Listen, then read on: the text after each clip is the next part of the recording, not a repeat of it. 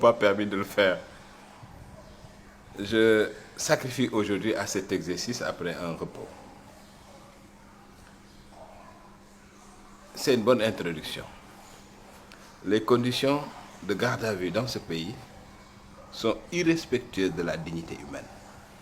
Je me suis fixé pour mission de rencontrer les responsables des organisations de défense des droits de l'homme pour relater les conditions indignes dans lesquelles les êtres humains sont gardés en vue dans ce pays qui s'appelle le Sénégal.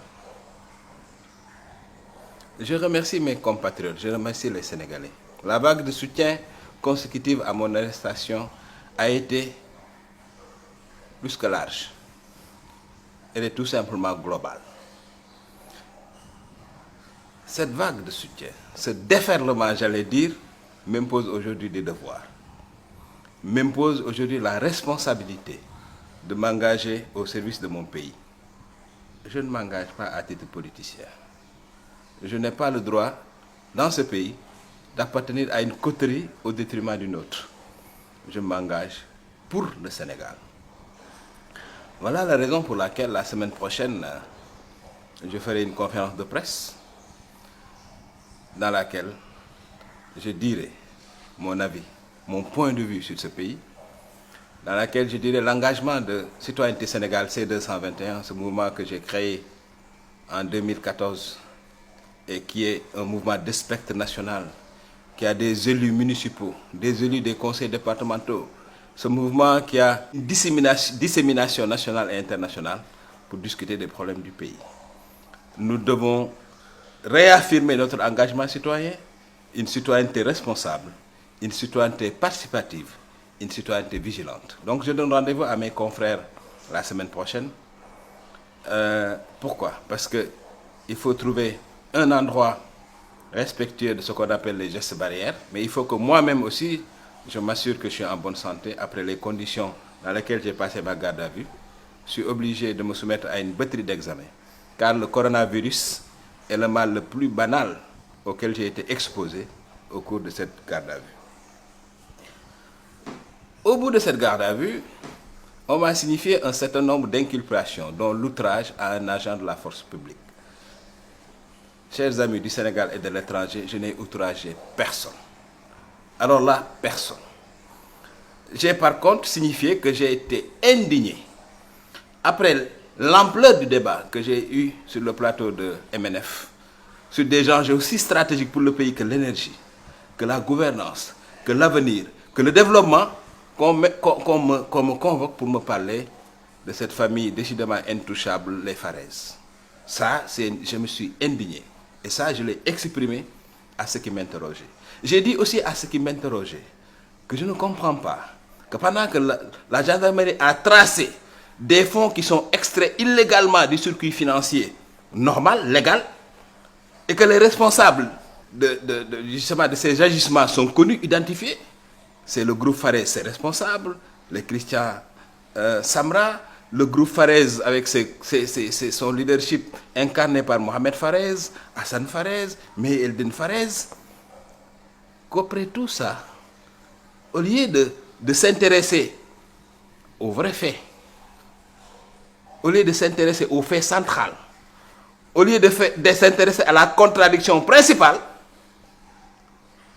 qu'on casse le thermomètre parce qu'on n'est pas content de la température. Ça, je me suis indigné et je l'ai dit. J'ai dit aussi aux enquêteurs qu'il est inconcevable que le ministre de la Justice, qui est quand même le gardien des sceaux, celui qui garde les sceaux, puisse se mettre à menacer ouvertement, enfin, je veux dire, par des circonvolutions, mais tout le monde sait qu'il s'adressait directement à moi. Ça aussi, je me suis indigné et je l'ai fustigé. J'ai fustigé ce 2 poids 2 mesures, cette justice à 2 vitesses. Ça, je l'ai fait. Mais je n'ai outragé personne. Je n'ai manqué de respect à personne. Au bout de cette garde à vue, au cours de laquelle il s'est passé beaucoup de faits, dont certains relèvent de l'histoire, et qui seront peut-être évoqués un jour dans le cadre d'un ouvrage, parce qu'on ne sait jamais, à la vie. On m'a signifié que j'étais sous contrôle judiciaire, avec des inculpations qui relèvent du lexique d'une dictature. diffusion de fausses nouvelles. Dans quel pays démocratique on peut utiliser un lexique aussi moyenâgeux? Diffusion de fausses nouvelles. Et on me soumet à une sorte de condamnation à mort démocratique. On me dit non, vous n'avez plus le droit de vous exprimer sur le dossier en cours, vous n'avez plus le droit de quitter le pays. Je veux prendre à témoin l'opinion nationale et internationale. Si certains pensent qu'ils peuvent, par un contrôle judiciaire, me museler, ils se trompent. Si certains pensent qu'ils peuvent, par un contrôle judiciaire, restreindre ma liberté de mouvement dans le monde, ils se trompent. J'appartiens à 2 think tanks, dont l'un se situe en Europe, l'autre se situe en Asie. Dès que les avions commencent à voler, si Dieu me prête vue, je suis dans l'obligation de quitter ce pays. Et aucun Sénégalais ne doit m'empêcher de voyager pour honorer des engagements que j'ai pris. Le Sénégal n'a pas besoin de moi, n'a pas besoin de mes idées. Quand je développe mes idées dans ce pays, on cherche à me torturer, on cherche à m'humilier. Il y a certaines parties du monde où on a besoin de mes idées. On doit me laisser la liberté de m'y rendre. Aussi simple que ça. La semaine prochaine, si Dieu me prête vie, Citoyenneté Sénégal, le mouvement que j'ai l'honneur de diriger, et qui est un mouvement à spectre national, qui a des conseillers municipaux, des conseillers départementaux,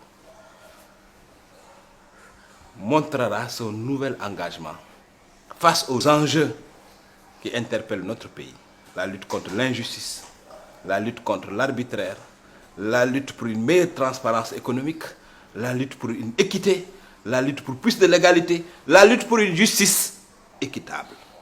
Je vais demander à toutes les cellules de Citoyenneté Sénégal, que ce soit les cellules de la diaspora ou les cellules locales nationales, que ce soit la cellule des cadres, les cellules dans les universités, les écoles, de commencer à réfléchir dès à présent sur le sort que nous devons réserver à certains produits du groupe Farès. Pourquoi? Parce que la gendarmerie a montré que des fonds ont été extraits frauduleusement de la comptabilité du groupe Farès, donc extraits à la vigilance de nos impôts. Tant que cette question n'est pas réglée, nous, membres de Citoyenneté Sénégal, est-ce que nous devons continuer à consommer les produits du groupe Farès, Kiren, Presea, le fer à bâton, tous les produits vendus par Batiplus et par Batimat? C'est une réflexion qu'on doit commencer dès à présent, de façon démocratique au sein de toutes les cellules de Citoyenneté Sénégal. Et le coordonnateur national va coordonner cette réflexion. Au bout de cette réflexion, C221 prendra une position très claire sur cette question. Ce n'est que le début de notre cheminement citoyen, de notre engagement au service des causes citoyennes. Un engagement non politicien. Nous ne sommes ni du pouvoir ni de l'opposition. Nous sommes adeptes d'une citoyenneté responsable, participative et vigilante. Je ne saurais terminer mon propos sans remercier tous les Sénégalais qui se sont mobilisés comme un seul homme pour se dresser contre l'injustice et qui ont empêché que je sois aujourd'hui dans les geôles de la République. Je remercie les autorités religieuses et coutumières. Je remercie mes avocats. Je remercie ma famille. Je remercie tous mes confrères journalistes. Tous mes confrères journalistes qui ont été d'une promptitude, d'une détermination exceptionnelle. Je me fais le devoir de prendre mon téléphone. Je les appellerai prochainement, personnellement, pour les remercier. Je ne veux pas courir le risque de citer pour ne pas en oublier certains. Je remercie le SYNPICS. Je remercie Amnesty International. Je remercie Reporters sans frontières. Je remercie la Fédération internationale des journalistes, la Convention des jeunes reporters. Je remercie le CEDEPS, l'ARADO, le Comité sénégalais des droits de l'homme, les activistes, Horizon sans frontières, le Forum civil, bref, l'intégralité des associations protectrices des droits humains, protectrices des libertés qui se sont dressées comme un seul homme pour empêcher l'arbitraire. À bientôt.